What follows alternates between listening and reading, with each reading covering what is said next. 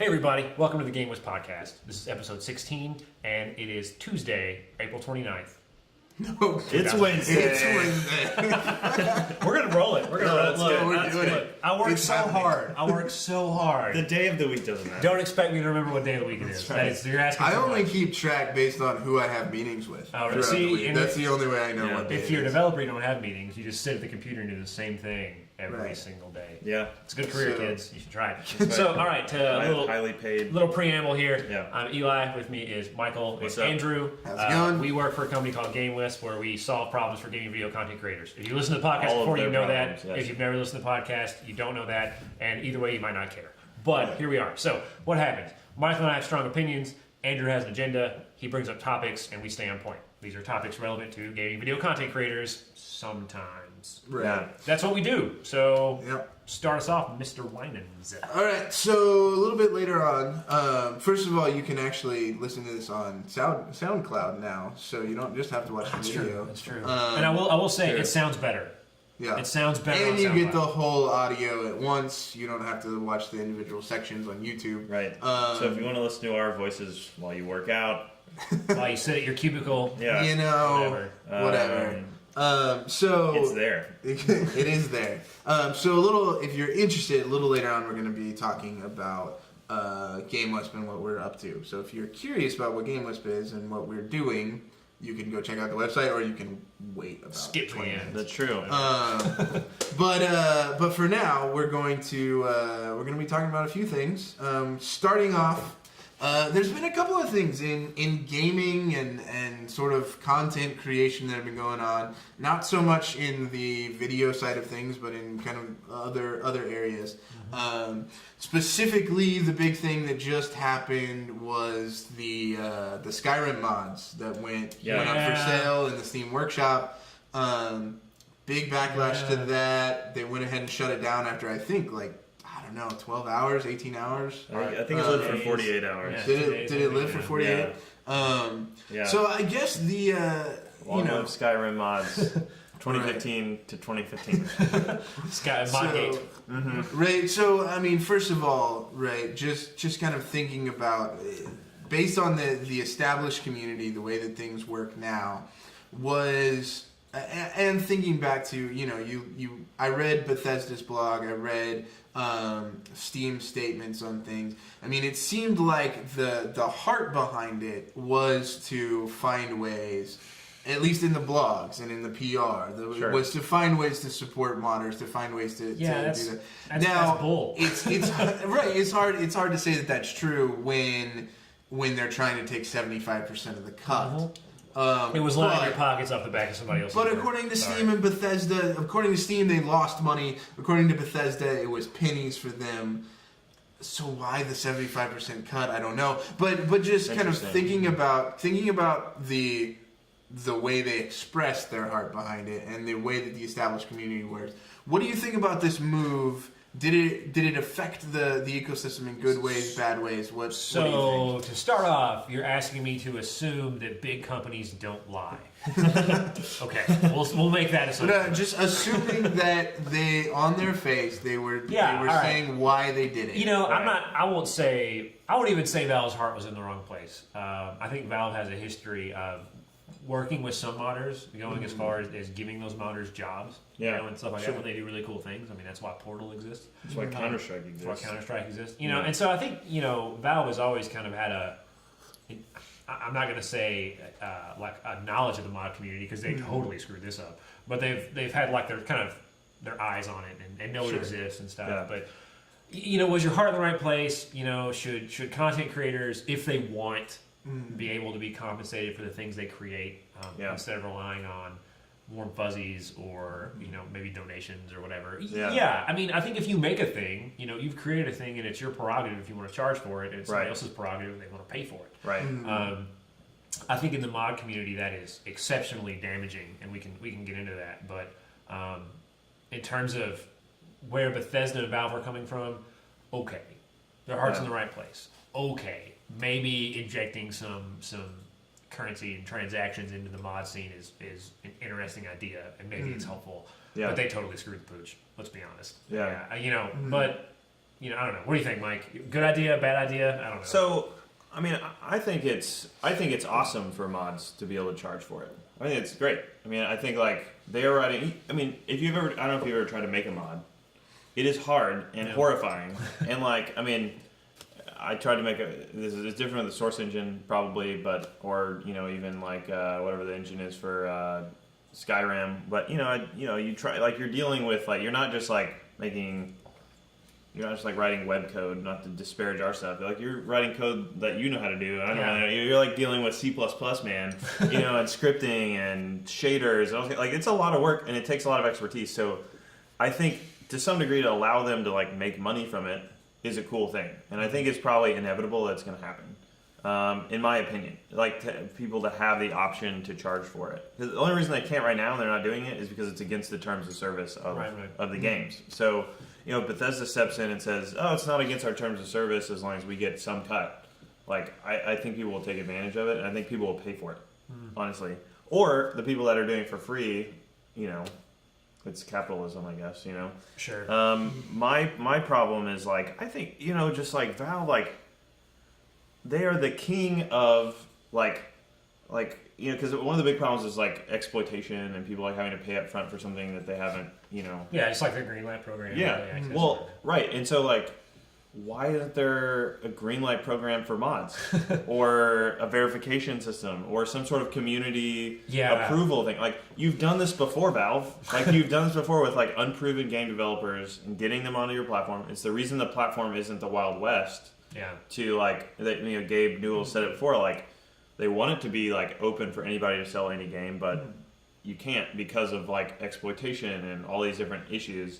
They've dealt with it before. I don't understand why they didn't take that same approach with mod sales. Dude, it was super half-baked. Super half-baked. And the entirety of the internet agrees. Like, you did not put enough thought into this, enough research into this, and enough understanding of your communities and what they do. Yeah. I think you think being mod creators being able to charge for their mods is a great idea. If it's a good idea or not, it's like the Thanos of the mod community. It's the destroyer of worlds. Like, it's going to go into mod ecosystems and totally obliterate them. I think it's true. Like, and Andrew and I have had this discussion a couple times, sort of off camera, but like, you look at communities like the Fallout New Vegas mod community, or Fallout, or Morrowind games. For example, I'll pick say Mission Mojave, right? Is a big mod in the Fallout New Vegas universe because it's primarily all bug fixes. It's a lot of bug fixes. Sure. And so what ends up happening is, this team of guys spends hundreds of hours on an all-encompassing bug fix mod. Yeah. And you come along and you're like, man, I want to do some like new lighting effects or something cool, but there's always bugs and problems, so I'm just going to piggyback off Mission Mojave. Yeah. And then somebody's like, I'm going to piggyback off Mission Mojave too. And so you get these mods that do really cool stuff as like an end result, but they rely on these like backbone essential mods. Yeah. And so the Mission Mojave guys who put in hundreds of hours are like, under the Valve system, oh man, we could totally charge $20 for this or $15, and they probably get it. Like, it's a quality mod, it fixes a lot of bugs, but then you've suddenly broken everything. Yeah. Because it's like, oh man, I want these cool. Because like, I think a lot of people that get mods, and this is kind of an assumption, but they come and say, oh, I want a mod that adds features, I want to add graphics, or I want new texture packs or whatever. And then it's like, oh, but I discovered Mission Mojave and all my mods need it. Yeah. So I better get that. Oh wait, it's $10. Yeah. Or the people that make the mods, like, it's almost a death sentence in a way if you say, I'm going to build my mod off something that costs money. Yeah.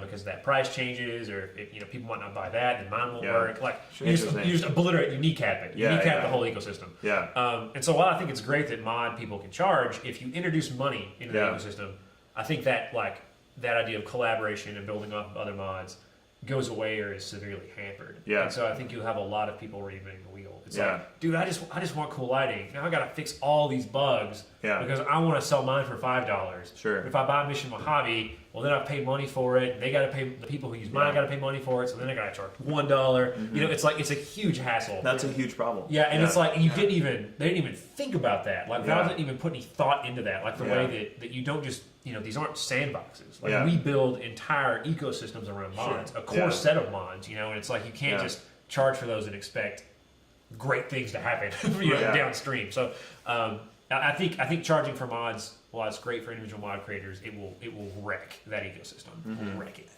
I think you're right that they didn't spend enough time looking into it. I think they didn't spend enough time like understanding that this is the way that it works, that there are baseline mods and then mods build on top of them. I think that there's a way, and maybe it's something that you have to introduce when a new game comes out, but I think that there's a way to do it where you incentivize lower pricing. You incentivize guys to say, I'm not going to charge $15. I'm going to charge $10. And they didn't do that this time because they took collectively Bethesda and Steam took 75%. Right. So in order to make a livelihood, you do have to go higher, right? Yeah. If you're charging $5, you're only taking home $1.25, which if you have a team of guys, that doesn't work for. But let's say you could charge $3 and you get 2 of it. Right? Then, I mean, how many people have to download that mod before you're making a pretty good living? 10,000? 20,000? I mean, it doesn't take away the fact that cost is still a barrier for someone to piggyback off of. Right. Like, I, as someone developing off of your mod, have to really think about that. Like, and do I say, well, I mean, I'll deal with it. People will pay for it or they won't. Or I could just go through and, like, fix the same problems or do the same thing that mod does, and then you have all this fragmentation in the space, and it's like, dude, I just want better trees. Like, do I want his better trees or his better trees or his better trees? Like, where am I? Like, whose is the cheapest? Who's win? Like, it's a mess. It's a mess. And like, well, don't you think that, like, I mean, I think this is a really good point, but I also look at like things like open source community. I mean, it's the like, same thing. The same, like the open source community. Everybody, when that started becoming a thing, everybody on the like corporate side said, "Oh, this is going to spell," like, or like, I guess I don't know what the exact equivalent is, but so many people say, "Oh, you're going to start selling this thing, and it's going to like crush the open source community," and then somebody just steps in and like makes a replacement for whatever that thing that was. A great example in our world, Code Igniter was. I'm not going to go off the rails with this, but a platform we use we used to build our website. In like 2012. Help us out. Used to. Credit. They were like working on the third one, and they changed the license for the Code Igniter 3 was going to be horrible. Yeah. And so like all these people went off and wrote Laravel because they didn't want to deal with that license. And now everybody's on Laravel, and Code Igniter is. And so I don't know. So is that good or bad for the ecosystem? Are there enough people that download mods? Like, I don't even know what the numbers are. Like, we went to like Nexus mods and like looked at Skyrim mods. Is it 1 million people that have downloaded mods? Is it hundreds of thousands? I have no idea. Yeah, I'm sure it's a lot. That's the only answer I can give you. And I don't know. I guess like I would like people to be able to make money from the work that they do. I don't know how to do it without jacking up the ecosystem. I think what you'd have is you would have something like you see in software development, where you just had alternatives, and people said, "Oh, well, this is being priced, so I'm just going to build a free alternative. I'm going to build a really cheap alternative." Yeah. And maybe competition's good, but in the mod community, like, it almost seems like a waste of time. Like, if you want to do something cool, I don't want you wasting 90% of your time having to do the same thing this guy did. It's like go off and do something cool. It's like, what if? We'll go back to software development. What if jQuery costs money? Yeah. Like, you look at all the libraries and plugins and stuff built on top of that. It's just like, that would just be gone, or it would be totally different. I hate it. I hate to say this, but I think the way to do it and preserve the current state of the ecosystem is a donation model. And I hate it. I think you should be able to charge. Yeah. And if you're a mod creator and you want to charge, great. But like, it will change the ecosystem. Yeah. And what will come out of it will probably look like something like you see in software development. Yeah. So maybe that is the solution, that instead of like baking in buying the mods, you bake into Steam donating to the mods, or like Nexus is done. Yeah, Nexus built it in response to Valve's thing. I'm glad they did it. I'm glad there's some compensation there, but I do just I don't know. Like, I'm so conflicted. You should be able to charge for things. Yeah. And maybe and if you do, maybe it's a cautionary tale. Like, we do it with the knowledge that it will change everything, and if we're comfortable with what happens, then. You got to get that buy-in from the mod people. You can't just change. You can't just like pull the rug out from the ecosystem. You got to have everybody. I mean, and maybe you get standards, or you get like base stuff that we're not going to charge for. Or like that you can't charge for mods that X number of people have built one on, or are bug fixes. Nobody will make them then. Right. Yeah. Right. Exactly. So somebody will. That one guy. Yeah. And I think I think these points are absolutely valid, and I think that for the modding community, you know, this may not have been the right direction. It certainly wasn't the right direction right now. I think though that it's kind of brought up a bigger question about art and about the time that people put in and the effort that people put in to creating art that adds to the ecosystem of a game or just adds to the ecosystem generally. And you know, there is something in our collective consciousness right now that says if something is distributed through the internet, it should be free, and I should be the one who decides whether I pay that person or not. Yeah. And I as the consumer get to decide that. Not I as the consumer get to decide whether I get the thing at all, right? In which case I have to pay for it if I want it. Yeah. But now any creative endeavor I should get for free because you distribute it over the internet, and then if I want to give you a donation, if I want to give you a tip, if I want to jump on a Patreon, like I can, but I don't have to. And I still get to enjoy all the fruits of everyone's labor. And I think that, you know, outside of, you know, maybe that mentality is the right one for the modding community, but I think once you start to get outside the modding community, that mentality still is there, and I don't necessarily know that it's healthy. Yeah, I mean, based on what we do as a company, I think we have to have a certain stance on this issue. Sure. You know, like I want, I guess the perfect world would be I make a thing, I decide to charge for a thing. If you want to pay for that thing, you pay for it, and you consume it, and not have any weird baggage associated with that. Like, you know, I would love to see a thing where, I made this cool art, or I made a cool video, or, you know, I draw stuff, or write things, or whatever, make mods. It's $10 if you want it. And somebody comes and goes, I don't really want to pay $10 for that. Not, oh my God, they're charging money for this. Right. You know, like that just goes away, and it's like, I just don't want to do this. Like, I kind of do wish that it was more transactional that way, and not this idea that like I want to make things, and so I'm relying on your kind benevolence to keep me making things. Like that in no way mirrors something in the real world. Like walk into a gas station and say, I'm going to take this soda. I'm not going to give you money this time. Next time maybe if you do a better soda, but not now. Like it's just unrealistic. Well, like, I mean, it goes further than that. Like look at museums. Most museums you can't just walk in and look at art, right? You got to pay for a ticket. Yeah. Right. And you don't get in if you don't pay for the ticket, except on certain days when they're trying to reach out to the community and doing marketing. But I mean like that. It's one of these things where even traditionally art has been paid for. You had to pay to see art. You had to pay to get music. You have to pay to go to a movie. Here's the fundamental difference in why this is a problem. All of the things you mentioned are physical objects that require you to reproduce them in the physical world and then see them or consume them, right? These do not. These are digital goods, right? And so that's where the problem is. I mean, it's the problem why music's been devalued. It's the problem why, television's been devalued and movies have been devalued. Sure. I mean, you go to the movie theater, get the movie theater experience. You don't get for the content. You can get that free everywhere else. Yeah, if you spend 5 minutes Googling.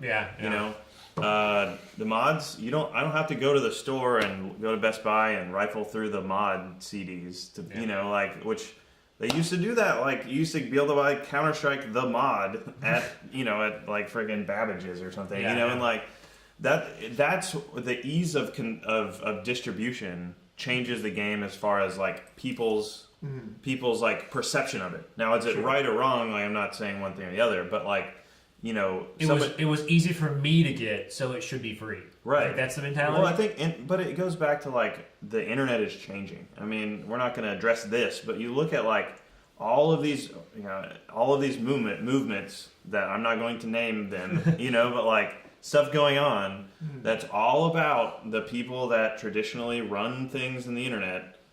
Their world is changing, right? Yeah. And so like all these communities, like what, I mean, I'm not, you can't make a blanket statement about the demographics of the mod community, but like they're, more tech people, and they're like the old guard of the internet are the people that make mods. And the people that like, and so like they're used to a world where everything's free and it's open, and the people that consume mods are usually the more like tech savvy people that know what open source software is, and like, and like how does Valve like get those. Valve's done a good job of getting the mods out there with like Steam Workshop and making it more accessible and like less terrifying to download mods, and so it's easier to get, and so it's been free forever. Maybe that's another piece too. It's like it's been free. I don't even know where I'm going with this, but I just feel like the digital distribution it changes how people perceive it. Yeah, and I don't know how to overcome that. Let's wrap this up. The internet is overcoming it. Yeah, that's step one. Yeah. And so I think we're the collective internet is easing users into a world where it is normal to part with money for content. Yeah. You see the fan funding platforms of the world, like the Patreons or whatever, doing that. With the GameWisp. Yeah, you see it happening with things like even like Kickstarter with digital goods. Physical goods on Kickstarter makes perfect sense. It always has. Right. Yeah. Digital goods on Kickstarter, like funding a movie, this, that, and the other, the Indiegogo's, like makes a little less sense, but it's starting to make more sense. And so like. I think over time we're gonna ease the collective internet into the fact that, hey, look, here's some content, you got to pay for it. Right, and I think the other piece that people are being eased into, and it's almost as important, is content creators being comfortable charging money. Yeah, that's the other side of the problem. Yeah. Is like I don't want to alienate users or my users or my downloaders or my viewers or whatever. I don't want to put things behind a paywall because they'll get mad at me. Some of them will. They will. Some will get mad at you, and others are like, oh wait. Yeah, I've been consuming this for X amount of time for totally free, and it's really quality stuff that takes up my time, and I like it, and so I should pay for it. Like, right. I mean, we can address this.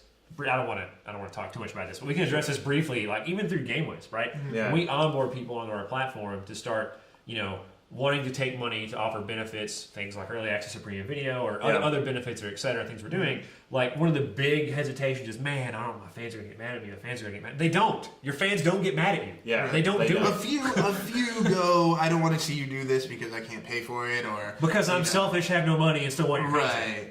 Right. You should give it to me for free because you should give it to me for free. That's how things work. But for the most part, you're right. I mean, there isn't a huge, and there hasn't been a huge backlash against anybody. No, and I think it's going to get less and less. Yeah, because it's going to become normal. So sorry if I called you selfish if you don't have money to pay for a content creator. I didn't mean that. I spoke out of turn. Economics are weird, but the gist of it is over time there will be more acceptance. Even now, I think there's a lot more acceptance than content creators believe. Yeah, totally. Sure. No, I think that's right.